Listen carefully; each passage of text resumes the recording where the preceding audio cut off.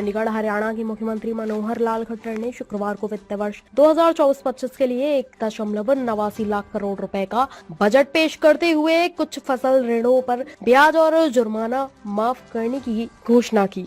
Budget प्रस्तावों की घोषणा ऐसे समय में की गई जब किसानों ने पंजाब हरियाणा सीमाओं पर अपना विरोध प्रदर्शन तेज कर दिया है। खट्टर ने कहा कि उनकी सरकार ने किसानों के कल्याण के लिए कई कदम उठाए हैं और 14 फसलों के लिए न्यूनतम समर्थन मूल्य MSP दिया जा रहा है। सरकार ने ड्यूटी के दौरान जान गंवाने वाले सैनिकों के परिवार के लिए आर्थिक मुआवजे को दोगुना कर 1 करोड़ रुपए करने का भी फैसला किया है। खट्टर राज्य के वित्त मंत्री भी हैं। उन्होंने विधानसभा में बजट पेश करते हुए कहा, मैं 2024-25 के लिए 1,89,876.61 करोड़ रुपए का बजट प्रस्तावित करता हूं, जो 2023-24 के 1,70,490.84 करोड़ रुपए संशोधित अनुमान से 11.37% अधिक है। उन्होंने एक बड़ी घोषणा में कहा कि किसानों द्वारा प्राथमिक कृषि ऋण समितियों PSCS से लिए गए फसल ऋण पर ब्याज और जुर्माना माफ किया जाएगा। उन्होंने कहा, मैं फसल ऋण पर ब्याज तथा जुर्माना माफ करने की घोषणा करता हूं यदि फसल ऋण 30 सितंबर 2023 तक लिया गया हो और मूल राशि का भुगतान 31 मई 2024 तक कर दिया तो। साथ ही किसान FMMB मेरी फसल मेरा ब्यौरा के साथ पंजीकृत हो। उन्होंने कहा कि ऐसे ऋण MFMB मंच पर पंजीकृत किसानों द्वारा लिया जाना चाहिए। मध्य प्रदेश के मुख्यमंत्री डॉक्टर मोहन यादव ने उज्जैन में दीपोत्सव कार्यक्रम के लिए गठित परामर्शदात्री समिति की बैठक में तैयारियों की समीक्षा के बाद कहा कि अच्छे काम की शुरुआत होते ही जोड़ते चले जाते हैं। इसके साथ ही उज्जैन ऐलान करते हुए कहा कि उज्जैन में आगामी 9 अप्रैल को दीपोत्सव कार्यक्रम में 27 लाख दीप प्रज्वलित किए जाएंगे। इसमें 25,000 वॉलंटियर, 200 से ज्यादा सामाजिक संगठन, NSS NCC के छात्र, सामाजिक कार्यकर्ता, आमजन मिलकर क्षिप्रा नदी के सभी घाटों पर दीप प्रज्वलन करेंगे।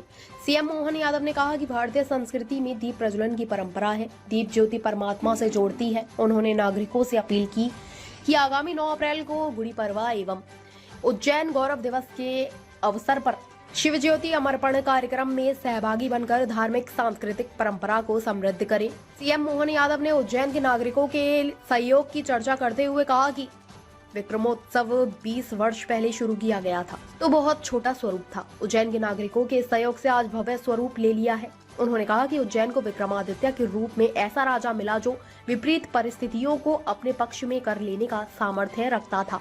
डॉक्टर मोहन यादव ने विक्रमादित्य के गौरवशाली इतिहास को बताते हुए कहा कि आज रूस और अमेरिका जैसे महाशक्तिशाली देश भी आज सनातन संस्कृति की वजह से भारत का सम्मान करते हैं। इसका श्रेय देश के प्रधानमंत्री नरेंद्र मोदी के नेतृत्व को जाता है।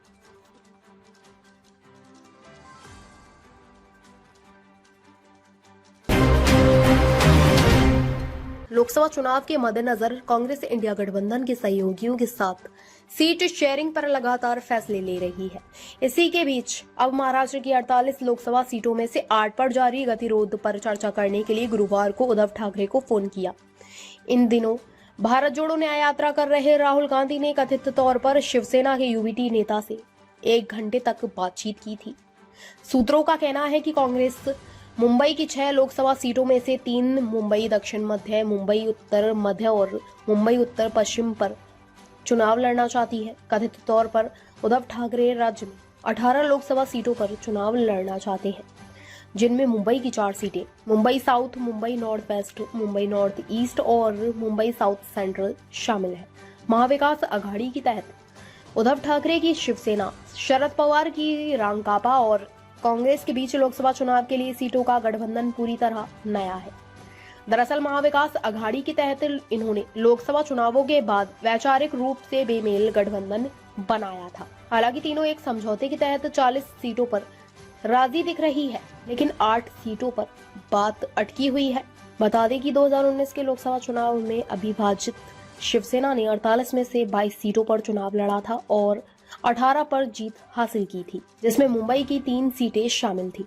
महाराष्ट्र राज्य चुनावों के बाद सत्ता शेयरिंग की शर्तों से असहमत उद्धव ठाकरे की पार्टी ने कुछ ही महीनों के बाद बीजेपी के साथ अपना 25 साल पुराना गठबंधन खत्म कर लिया था। शिवसेना के विभाजन के बाद महाविकास आघाड़ी सरकार गिर गई और एकनाथ शिंदे के गुट ने भाजपा के साथ नई सरकार बनाई।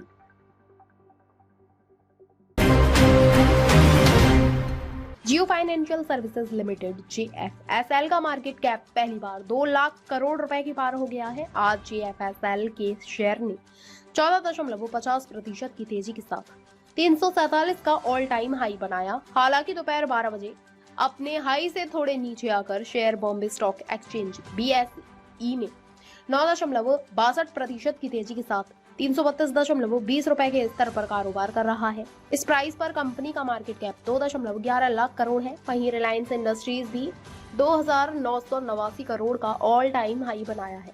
6 महीने पहले जियो फाइनेंशियल सर्विसेज अपनी मूल company Reliance industries limited RIL से अलग हुई।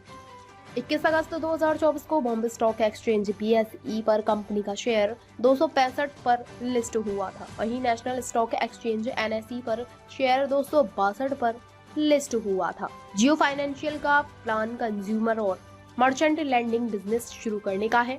ग्लोबल फाइनेंशियल सर्विसेज की दिग्गज कंपनी मैकवेरी ने पिछले साल अपनी रिपोर्ट में रिलायंस के फाइनेंशियल सर्विसेज बिजनेस को मार्केट ग्रोथ के मामले में पेटीएम और अन्य फिनटेक कंपनियों के लिए एक बड़ा खतरा बताया था।